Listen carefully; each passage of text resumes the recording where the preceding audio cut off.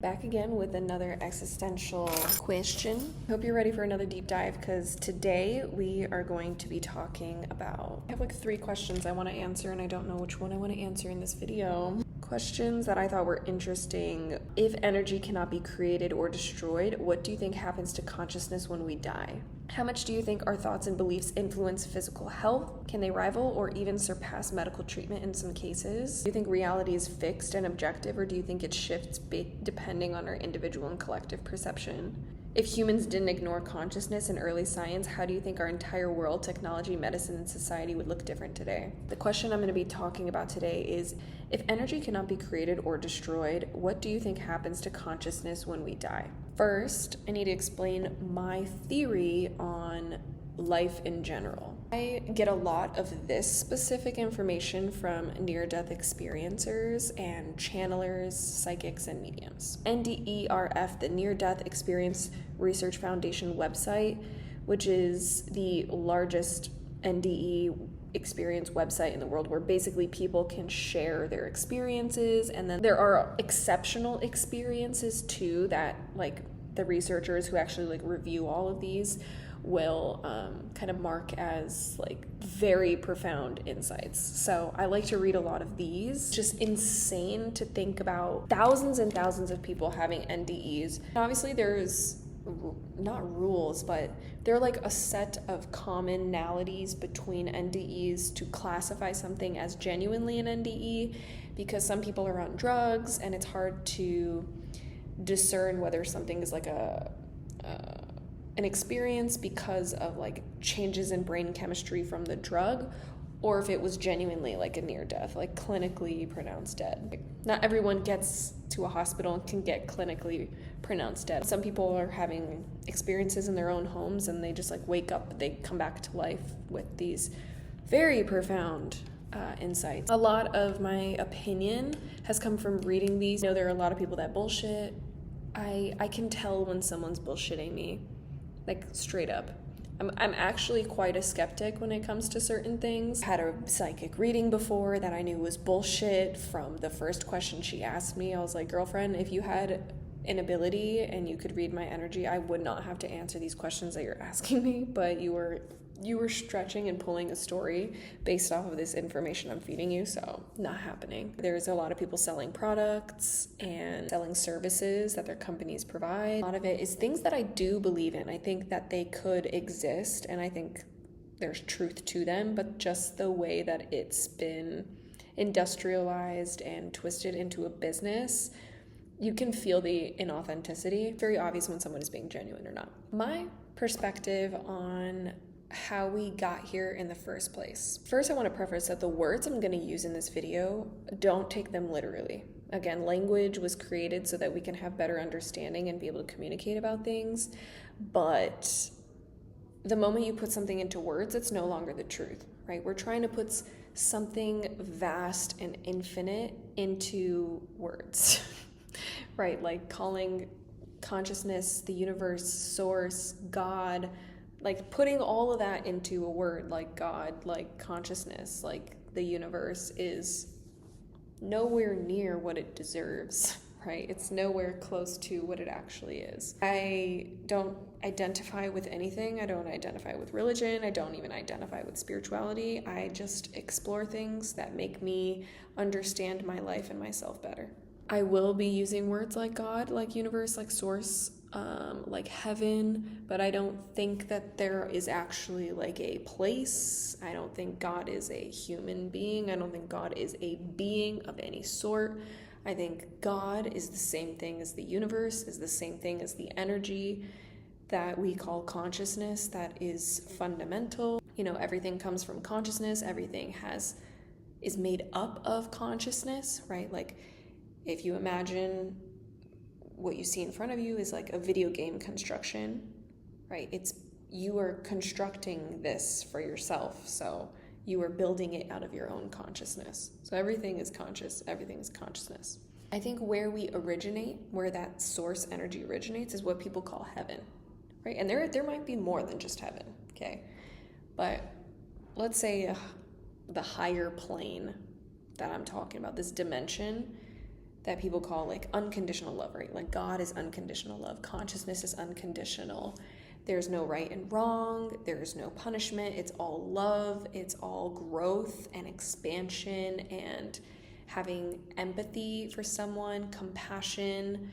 It's all about that. There was an NDE that I heard that I will make a video reviewing where she was a drug addict, did horrible, horrible things. She went to a place in her NDE where it was heaven, and it was constructed in a way that would make sense for her, right? Like everyone's experience is different, and so it's made in a way that you actually get an understanding of something. Like if you don't understand anything about science, why would the experience be scientific, right? So for her, it was very like cartoony, video gamey, pop culture. She's like in a grocery store and there's cereal boxes, and all these different cereal boxes is like a major event. One of the cereal boxes that she had chosen for her life, like her soul chose for the life that she was about to incarnate as, was sexual assault, childhood sexual abuse. And the soul that was going to do it with her was with the box, right? So it was a contract, an agreement that they made as souls on a love, unconditional love level. It was like, this is for your growth, this is for my growth, let's agree to doing this. It's for the greater expansion of all, like we are all one conscious being, conscious energy. The whole point is to experience everything from every perspective, every emotion, all the good and all the bad emotions. There's no really good or bad. It's just our human perception is like negative and positive, but it's all valid. Like her and that soul that ended up sexually abusing her as a child was in that moment just pure love. Like she was even saying like unconditional is not even like the right word for it. It's like more than unconditional love. And that was it. Like it's not like in her human life that she like loves her sexual abuser. They probably never talked again, but she understands now on a soul level that happened to her for a reason. It was an agreement that her soul made so that she would experience it in her lifetime, and that it happened for a reason. It was for the greater good of all. That's how I perceive everything. And I think that's like, even if you think that that's bullshit, it is the best way to perceive life because it makes everything easier. And when life feels easier and your perception is positive, then your body, right? Like your body won't go into chronic inflammation and stress. And so you're actually saving yourself health-wise by choosing to look at things in a positive light. It doesn't matter if you think it's bullshit because it works and it makes life easier. I think in heaven, right? Heaven, I don't think it's a literal place. I think heaven is right here. I think everything is right here. There's nowhere else it would be. Like I am you and you are me. You are speaking to yourself right now. The greater you is speaking to you through me, but I am also you. So my words are exactly what you need to hear right now. And don't think like, I need to hear it so it's gonna be positive, right? That is a human thing. What I can say can trigger you, but that trigger is maybe what you needed for whatever reason. You can get mad, you can get upset, you can not agree with what I'm saying. That's what you needed. Whatever it is that you need to get out of this video, you're gonna get out of it. So I believe that we are all one conscious energy and we reside in heaven. And I think even there's probably a layer of vibration above that where it's like now it's really all one consciousness. But even in heaven, there's like souls, and each soul has its own heaven that you construct for yourself based off of whatever you think is heaven. Like for me, like it's at the beach, it's at the ocean, it's with my family, like it's in nature. With other people, like maybe their heaven is like literally their living room, and their heaven will be their living room. All of our souls exist in heaven. Actually, I have another video talking about You Are Not Your Body, simulation theory, and spirituality. That video, I really go in depth with what I'm talking about here, of like where our soul is and that we're projecting our consciousness into this dimension and having an experience. And then when we die, we go back to heaven. What I want to highlight though is really that there is no place. Like we know that the universe and the earth is non-local, right? There is not a place, a coordinate, a destination. Everything is right here and it's right now. Again, time doesn't exist.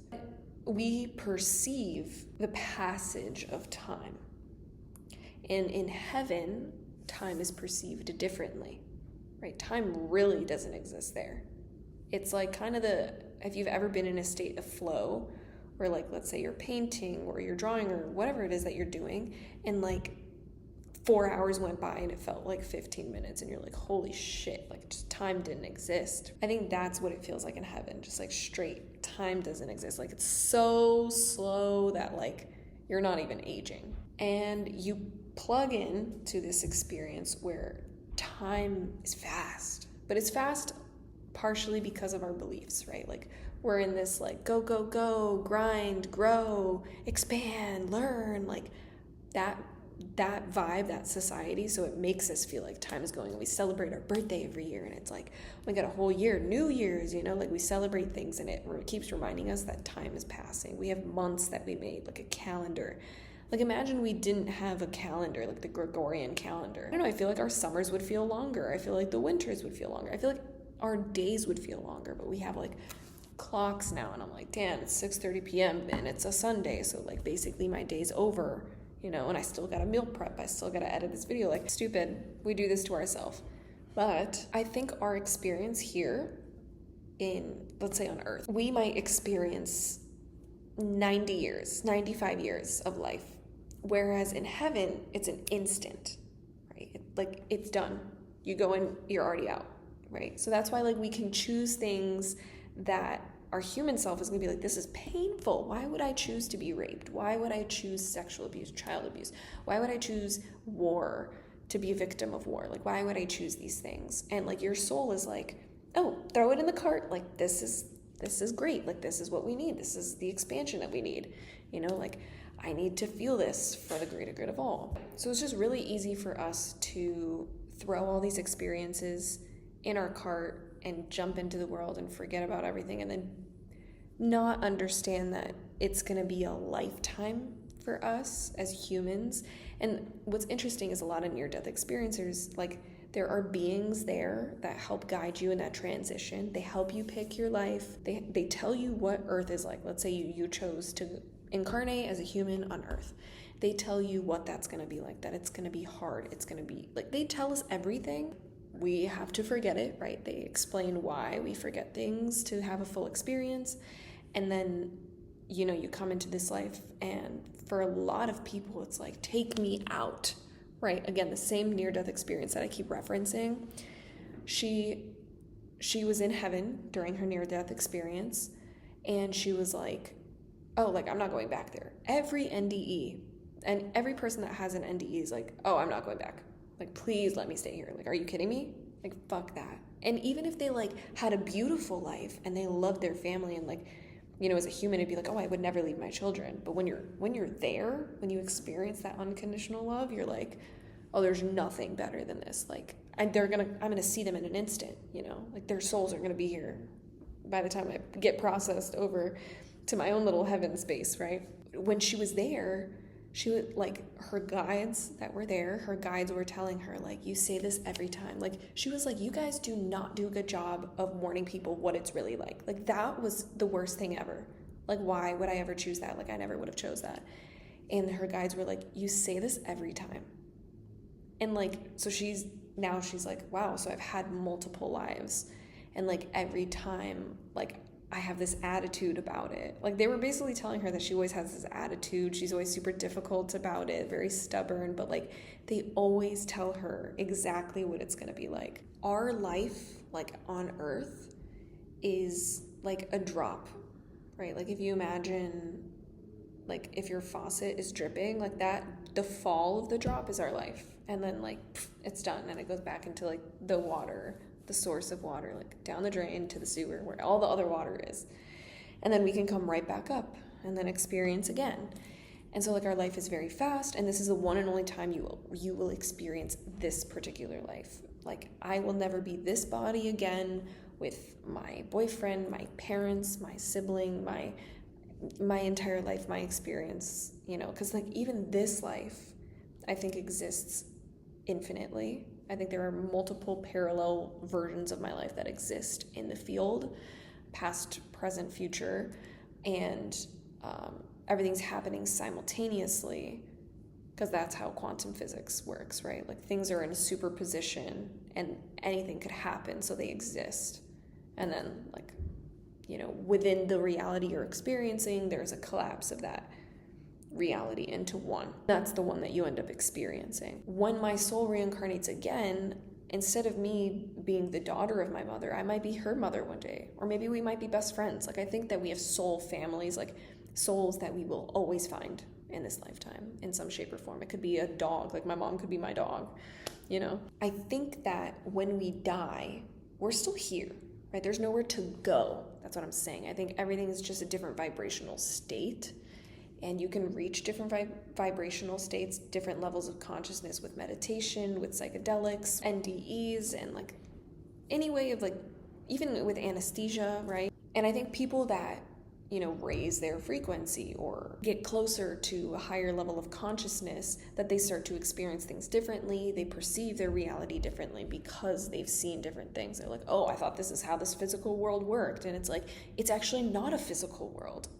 We're calling it physical because science, and like it makes sense in conversation to call these things physical, but really it's not. Like, this doesn't exist. These are projections, and it's just a way that we are perceiving the energy around us. If I felt any different about this reality, then I would perceive it differently, right? Like if I thought it was possible to do XYZ, then I could actually do XYZ. But if I didn't think it was possible, then I wouldn't see it, and it wouldn't work for me. So that's why people can see the dead, speak with the dead, see spirits, see angels, have psychic abilities, have psi abilities, telepathy, you know, spirits talking to you. My dog just recently passed away, my dog of 17 plus years. She's always with me at all times. That'll be a whole nother video that I'll be making, talking about the major synchronicities since my dog has passed. But I don't feel like a normal, like usually people are very, very sad about it, and they feel like there's a hole in their heart. But like, I feel closer. Did you see the light flash? I feel closer to Lovely than ever, and I know she's with me right now. She's here, and there's nowhere else for her to be. And I talk to her all the time, like, girl, show me what you went through. Like, feed me the information. And so like we're building a different relationship than what we had, because I always called her my angel even when she was alive.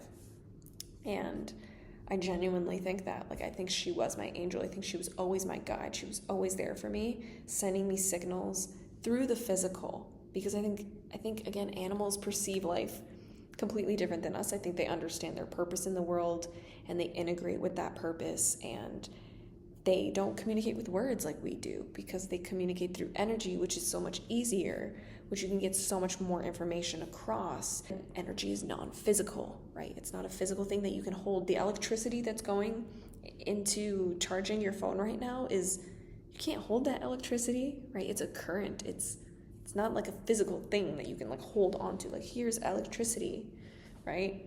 So I think she was sending me signals my whole life, and maybe it wasn't just her, right? It was my higher self. Like, if we are really all one, then it could be her, it could be my ancestors, it could be my grandma, it doesn't matter what you call it, as long as you can perceive it in a way that makes sense to you. And so now I feel like the way she sends me signals and signs and synchronicities is more than ever. She's proven to me that it was her, because I've asked for it and I've received instant signs. There's like a really famous psychologist who, her husband passed away, and she talks about this now, and she was more of a materialist, and now she's like totally not. And she's on the Diary of a CEO podcast, Dr. Tara Swart. And she literally is like, I have evidence that we can communicate with past people who have died, which is her husband.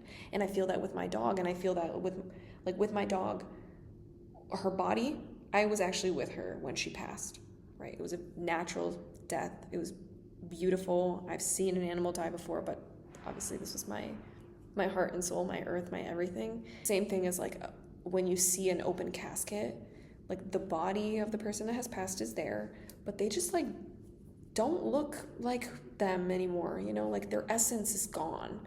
Their personality is like not in their body anymore. Like I know it's their body, but it doesn't feel like it anymore. Something feels off. And that's how I felt with my dog. Like the moment she took her last breath, I felt her energy leave her body and come everywhere else. Like it was the room, the house, my entire air. And no matter where I go now, like when I go to work, when I go to the gym, when I go literally anywhere, she's there. She's here right now. And it's because it's in this consciousness energy. It's in this space that we are in anyway. And she's not sad about losing her family, about dying, because she's like, oh, they're going to be here. You know, like we're already together. And she's always with me anyway. And so I'm not sad about it. Whereas like my parents they take it differently. They have a different perspective. And as humans, we are sad. And don't get me wrong, I was crying. I had to, as a human, be human. I was very human about it. And I love to be human. That's the whole point of this experience. Death is not something to fear. It's not the end. There's no way it would be the end. Again, we have no proof for it to be the end, that it's just blackness and nothingness. We have so much proof and evidence that it's the complete opposite, that it's a completely different experience of reality. And an amazing story, Conversation in the Womb, and it's a story about life after delivery, right? Like life after death. And it's basically an idea of twins in a mom's belly, like mom's pregnant with twins. And the twins are having a conversation. One of the twins was asking the other, do you believe in life after delivery? And the other one's like, of course, there has to be something after delivery.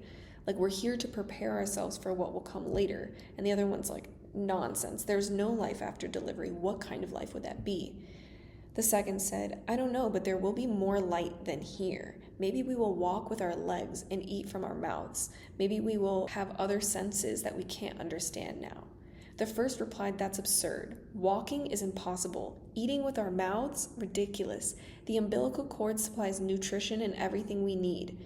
But the umbilical cord is so short. Life after delivery is to be logically excluded. The second insisted, well, I think there is something, and maybe it's different than it is here. Maybe we don't need this physical cord anymore. The first replied, nonsense. And moreover, if there is life, why has no one ever come back from there? Delivery is the end of life, and in the after delivery, there is nothing but darkness and silence and oblivion. It takes us nowhere. Well, I don't know, said the second, but certainly we will meet Mother, and she will take care of us. The first replied, Mother? You actually believe in Mother? That's laughable. If Mother exists, then where is she now? The second said, she is all around us. We are surrounded by her. We are of her. It is in her that we live. Without her, this world would not and could not exist. The first said, well, I don't see her, so it's only logical she doesn't exist. To which the second replied, sometimes when you're in silence and you focus and you really listen, you can perceive her presence and you can hear her loving voice calling down from above. Like, that is so profound. And I think that's the same idea with our life now. I think everything is a microcosm or a macrocosm of everything else. Everything is right here. The experience is right here. There's nowhere else to be. I think when we die, we just perceive life differently. We experience life differently. We can come back into this life, incarnate. We can stay, live in our heaven, create how we want to create it the same way, similar to how we create our reality here. We create our own heaven. I think we have different abilities because we are at a different vibration. Everything is energy. I think every soul has its own vibration. I think consciousness and God itself has its own vibration. And then we trickle down from that. We have our own vibrations, and there's different versions of us, infinite different versions of us.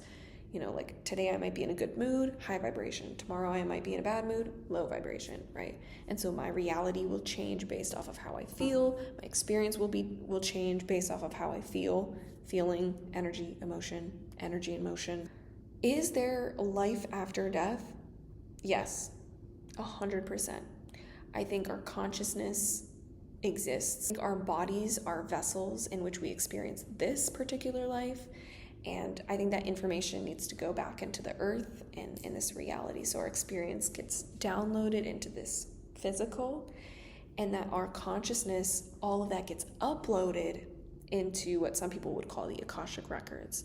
All knowing, the infinite knowledge, all the experience in the world, any way to perceive it, all of that gets uploaded to the biggest data center of all time, right? The most efficient way to store data is in consciousness. We are constantly connected to that source of information. That's why everything is insight, right? When you read a book unlocks something that was already inside of you.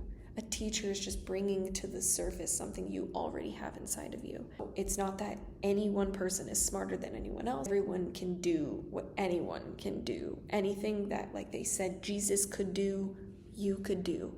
There's no difference. That's where I get a little squeaky with religion, is we glorify things and we put them separate from us and say that there's a difference, and that like you must worship someone for the abilities that they had and what they did when you could do that, right? It's like, be Jesus, follow Jesus, be like him.